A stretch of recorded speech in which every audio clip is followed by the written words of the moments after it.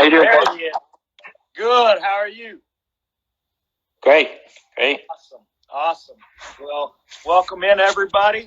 We're excited to have Coach Neto with us.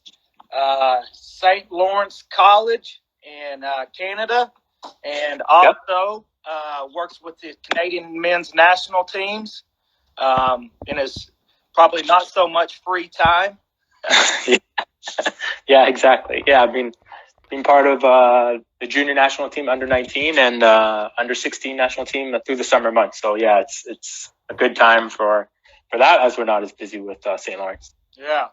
Well, for the viewers out there, is there anything that, being in Canada that's different, as far as the school years go, with where y'all are at right now with, this pandemic that we're in? Are y'all in a different, semester? Are y'all in the same semesters? And if not, if y'all are in the same as us, like what are y'all doing with your athletes right now to still be able to get your, eyes on them maybe, or your hands, just to be able to talk to them? Or what are y'all doing? Yeah, academically, it's pretty much the same.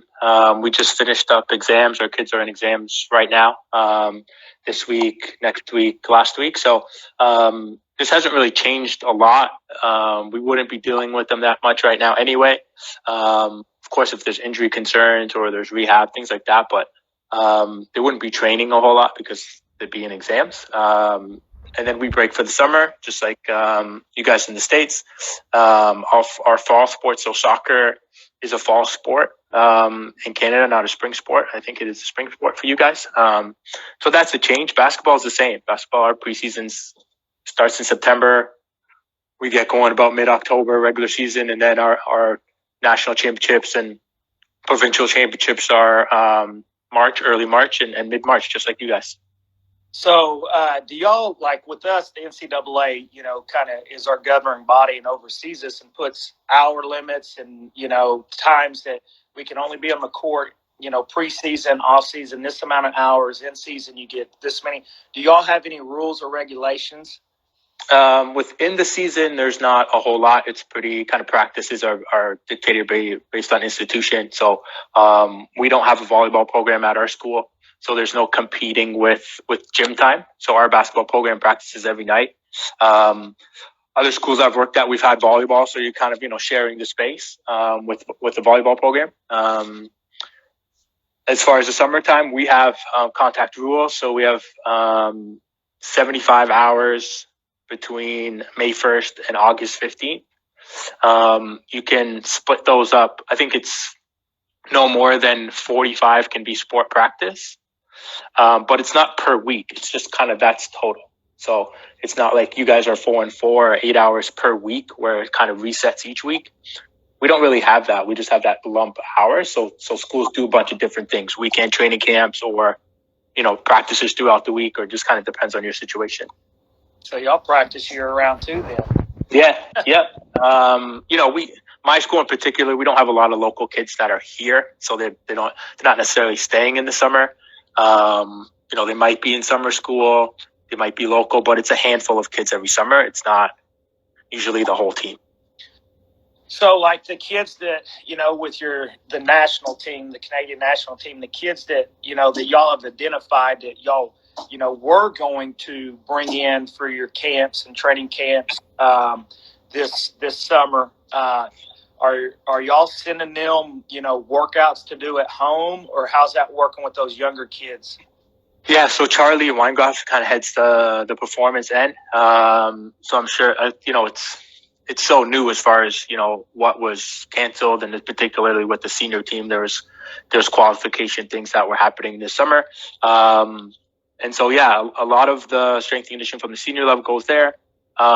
With the younger guys, a lot of times they're coming back with stuff from you guys, from their schools, whether it's prep school or whether it's during the NCAA, and we're just guiding them with that.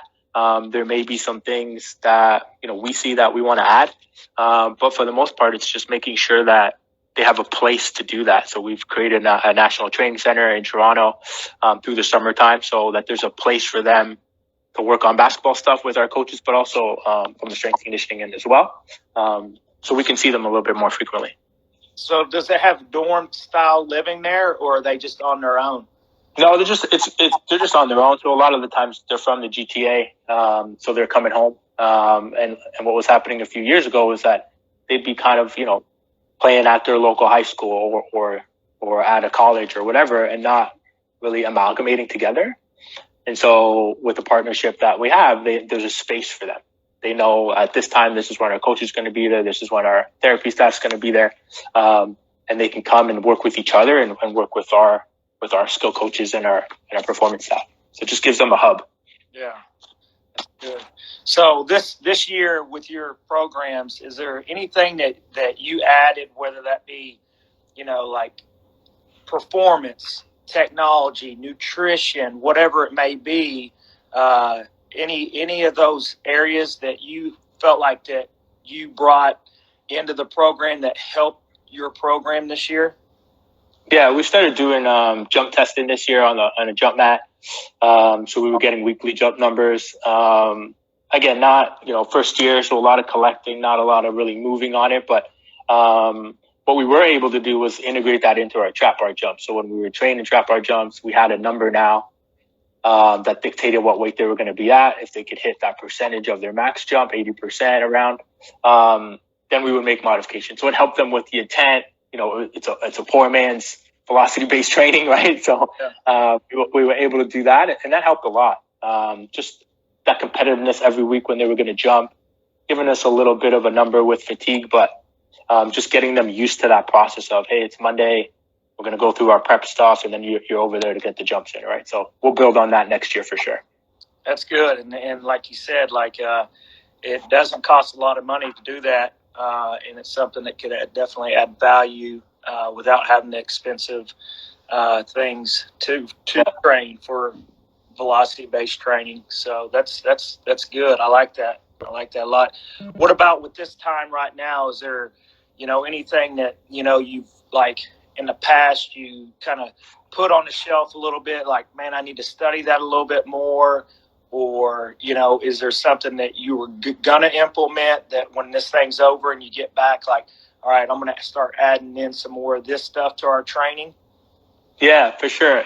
Nutrition was a big piece for us this year. We had a lot of freshmen, a lot of people living away from home for the first time or living on campus for the first time. So having those discussions through the year, I wanted to, just beef up my knowledge in that. So the plan was to start Precision Nutrition. That's still the plan anyway. It doesn't really affect this, but to be able to come back and give a little bit more guidance. We don't have a registered dietitian on staff.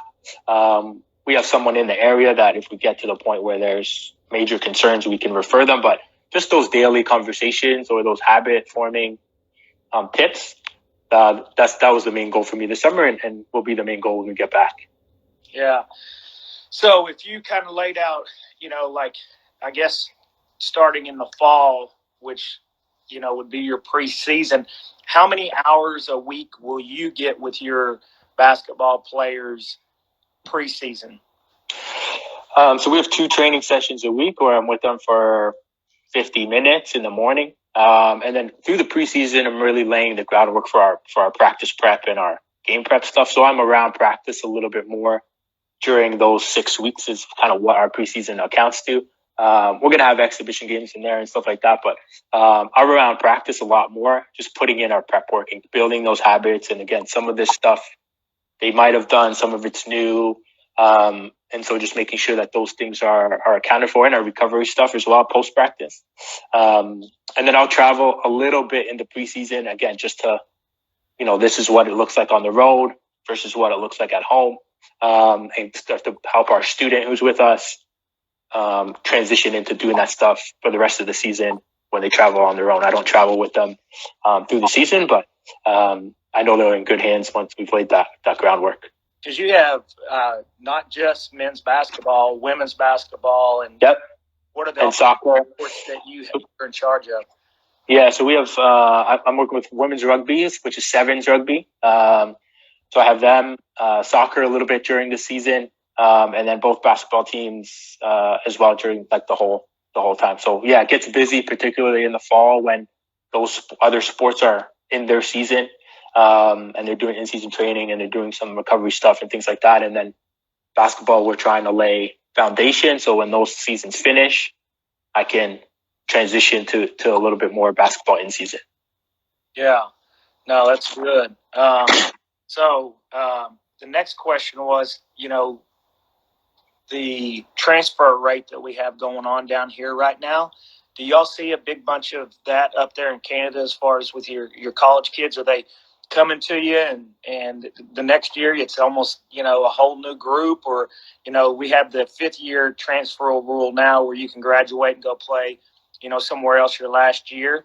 Do y'all have similar rules, or are y'all seeing that transfer, percentage go up like we are here in the States? Yeah, so the level I'm at is kind of like a mix between Division II and junior college. And so we have 4-year degree programs and we have 2-year programs as well. So there's a variance of kids who are here who may only be here 2 years because of academics and then transferring to a university program to take 2 more years or something like that. Or we may have kids that are here for 4 years and we know they're here for 4, and we can kind of, plan them out accordingly. But we also have, a lot of changeover just from the standpoint of a kid comes here and doesn't like it, or is too far from home, or all those things that happen as a 17, 18-year-old young person. And so that's what's going on right now, is talking to the guys and the girls. And what, now that exams are finishing up, hey, what's your plan? Like, what happened with the pandemic is we were about 10 days out of our season finishing. And so you start to have those conversations with kids. Hey, what's the plan for the summer? Here's how many weeks we have until school's over. Are you taking summer classes for a few months? Like, what's going on? And are you planning to come back? And all of that is, so fresh because the season just finished. And now it's like, okay, I'm not going to come back, or I'm transferring, or I'm going to come back. I graduated, but I'm going to come and do another program or something like this. So it's a lot of switching around and taking it year by year. You might have a handful that you're really thinking about for 4 years.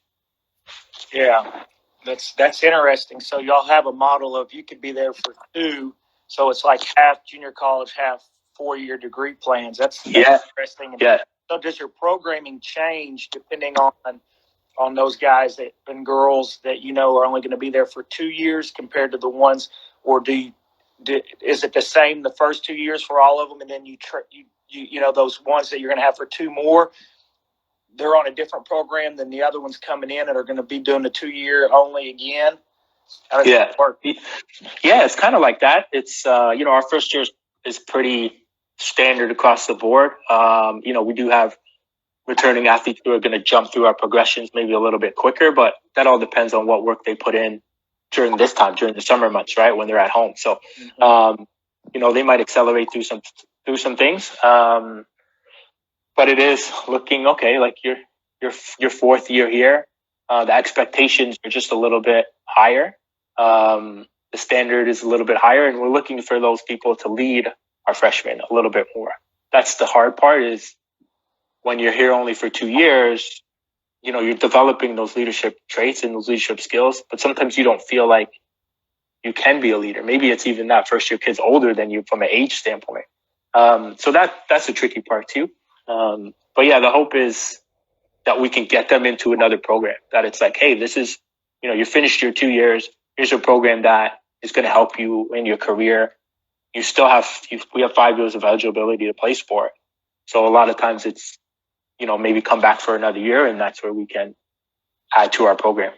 So is the 5 years, do you get 4 years to play 5, or do you get 5? You get 5. Oh, okay. So y'all get another year. Yeah.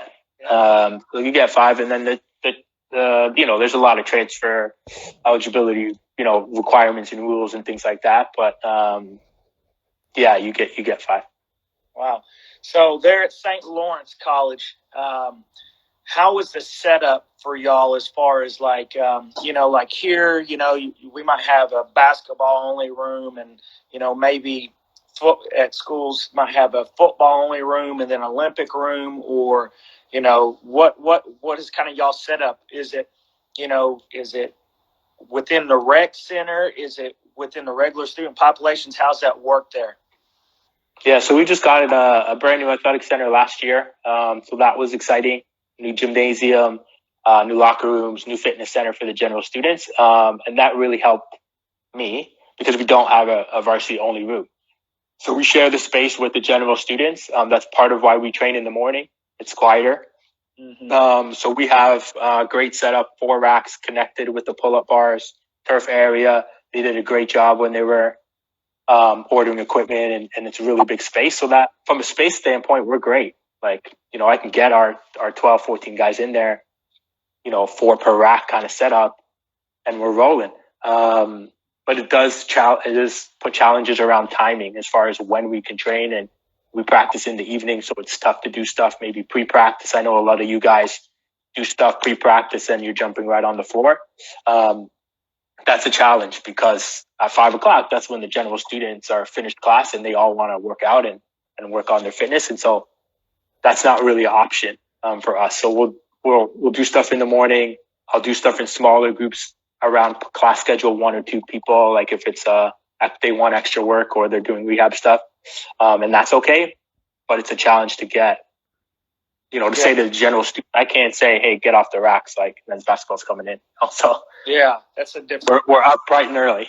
Yeah, that's a different dynamic for sure. So that the regular student probably has more. I guess they have more of the space to use over an athlete or somebody that you want to train. So if there's, like there's 3 kids on a rack, you can't kick 3 kids off that rack and tell them to go somewhere.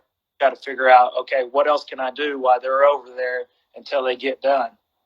Yeah, exactly. That's exactly what it is. It's having a plan and then having 3 more plans in case something breaks down when I walk up the stairs, right? So, you're having to be creative. We have equipment that is kind of varsity only use that we store, so I can pull that stuff out when it's time for training a team or things like that. So we have the necessary equipment that we need. But yeah, I'll walk up there, wanting to do something, and then it's like, okay, we're going to use the kettlebell instead for the first couple sets, and then that rack opens up and we can jump in there. So always have to be ready. So they built it onto your gym though, correct? So it's upstairs. Yeah, it's upstairs. So it's an L shape. Kind of the width of the basketball court is all the cardio pieces, and then the L runs the whole length of the court. So it's really, really big. There's a lot of space. They did a fantastic job. We got a brand new court, and we got kind of all brand new locker rooms and things like that. So it was an exciting year to get in there, and it'll be great for recruiting as well. So do you office out of there, or do you office somewhere else? And where is like the athletic training room, if y'all have one, compared to where that facility's at? Yeah, so we have a athletic training room right outside the gym. So it's easy access to the gym, and then our fields are right outside of there as well. I'll work out of there with our athletic therapist. We set that we had complete control of setting that room up during the construction phase. So it was 4 walls, and you guys go to it. So we got a Kaiser cable column in there. We got center mass. We've got everything that we need from a reconditioning standpoint to get them right to the point where they're going to come back with their team. And then, so I'll have space down there that I'll work out of. And then we have our athletics offices. We have kind of like a bullpen area that I have a desk at, and I'll do my administrative work out of there. But for the most part, I'm either in the clinic or I'm upstairs. So are you the first performance coach at that university? Yeah. So I got in here 2 years ago. They had an athletic trainer or a therapist that did both for a year. That's a hard ask to do both. And then before that, they had somebody as well, but it kind of was like a couple years. Then they took, he moved on, and they kind of had nothing, and then they filled it with this duo person.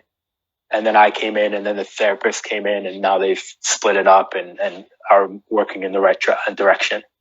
Awesome.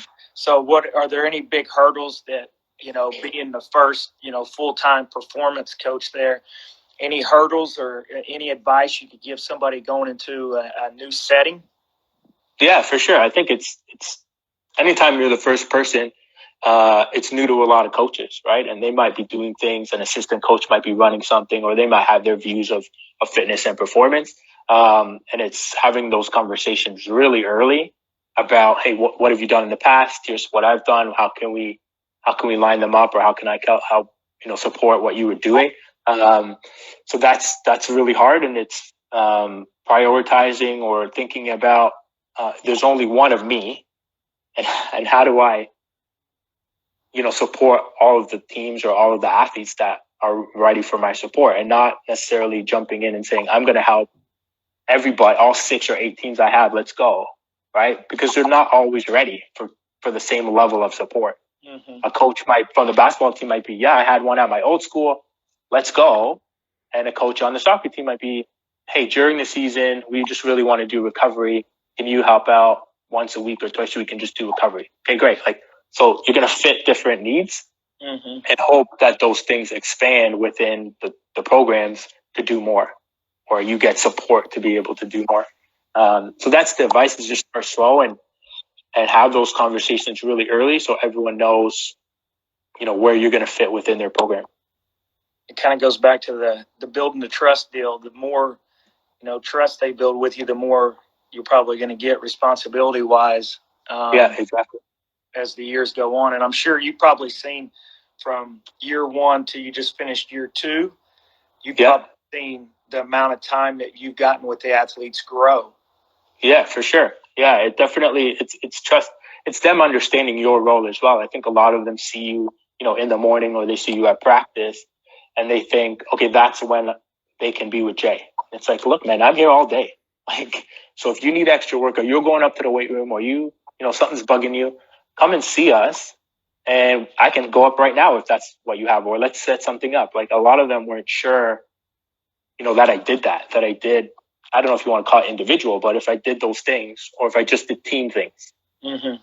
It was understanding that we're here to support them all the time. So if you're a freshman and you feel like you're getting, you're not keeping up with the physical part of the game, and you need more than our 2 sessions a week, hey man, when's you breaking your class schedule?